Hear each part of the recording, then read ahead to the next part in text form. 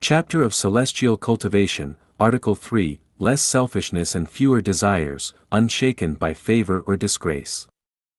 Xiefeng. A living being comprises a physical body and a spiritual body, together forming life.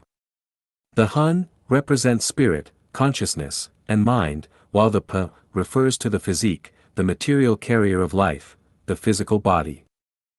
Immortality cultivators prioritize refining the soul, paying only moderate attention to the physical body. This means placing greater emphasis on spirit, consciousness, and mind over the physical form. Observing the bustling streets, we see only two kinds of people, those chasing fame and those chasing wealth. The pursuit of fame and fortune is humanity's common condition. If we fail to remain clear-headed and join the race for name and gain, we inevitably mistake the means for the end and squander our precious lives. Power, rank, wealth, and luxury are snares on the path to immortality. Honor and disgrace, favor and humiliation, are obstacles to this journey. Only by reducing selfish desires and remaining unshaken by praise or criticism can one embark on the path of immortality. A petty person sacrifices themselves for profit, scholars and literary figures sacrifice themselves for fame, scientists sacrifice themselves for knowledge, great men sacrifice themselves for achievements, ordinary people sacrifice themselves for family, politicians sacrifice themselves for their country, saints sacrifice themselves for the world, but celestials sacrifice themselves for the Tao. The sayings, man dies for wealth, birds die for food, and a wild goose leaves its cry behind, a person leaves their name behind, encapsulate the worldly perspective on life. Those who prioritize profit will be entangled by it, and those who covet profit will be harmed by it. Those who value fame will be trapped by it, and those who seek fame will be wounded by it. The desire for power, rank, and wealth is an abyss with no bottom. Once a person recklessly indulges in this endless pursuit, they become insatiable, gaining an inch and craving a mile, obtaining a raincoat and then demanding an umbrella, becoming a minister and then eyeing the throne. Those who perish in the raging fire of fame and fortune rarely return. The obsession with fame and wealth blinds wisdom, driving people to extortion, deceit, fraud, exploitation, cruelty, corruption, and every form of unscrupulous behavior, ultimately leading to self-inflicted suffering, self-dug graves, and self-destruction. Diminishing selfish desires is the starting point of immortality cultivation. Without eliminating selfishness, one remains trapped in mundanity. Unchecked desires consume one in the fires of greed. A cultivator must diminish selfishness and curb desires, remaining clear-headed amidst wealth, power, and sensual temptations. One must control material possessions rather than be controlled by them.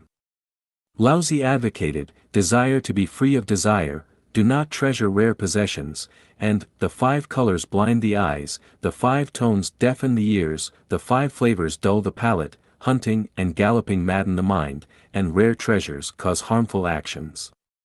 Those who chase fame and fortune inevitably vie for status in the courts of power and scramble for profit in the bustling marketplace, even risking their lives, only to face ruin and disgrace. No misfortune is greater than not knowing contentment, no blame is greater than coveting more. Excessive pursuit of fame and wealth inevitably invites disaster and misfortune. After all, 1,000 acres of fertile land, yet one only sleeps on 8 feet of it at night. Birds in the forest rest on a single branch, why the endless striving? Thus, cultivators should embrace fewer selfish desires, contentment, tranquility, and a natural, unrestrained state of being.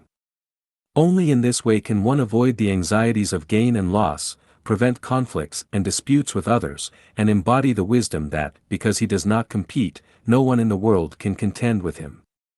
If I do not contend with you, then what is there for you to contend against?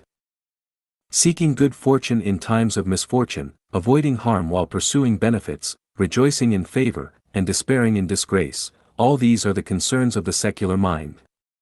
Throughout history, people have staged countless heart-wrenching dramas on the grand stage of honor and disgrace. Those who receive favor become elated and intoxicated with joy, while those who lose favor sink into despair and rage. Yet, they fail to realize that favor is merely another form of servitude, and disgrace is merely a return to one's true self. Why let it trouble the heart? Those who place excessive value on worldly riches and fame inevitably compromise their personal integrity. Being deeply affected by both honor and disgrace is a sign of servility and extreme selfishness. Those who bask in favor become arrogant, lose themselves, and even abet wrongdoing, harming the virtuous. Those who suffer disgrace become despondent, lose their will, and pathetically beg for mercy. A cultivator must avoid such extremes. To be shaken by both honor and disgrace is to lose one's heavenly nature, innate nature. Once this nature is lost, not only is immortality beyond reach, but one risks becoming neither truly human nor spirit.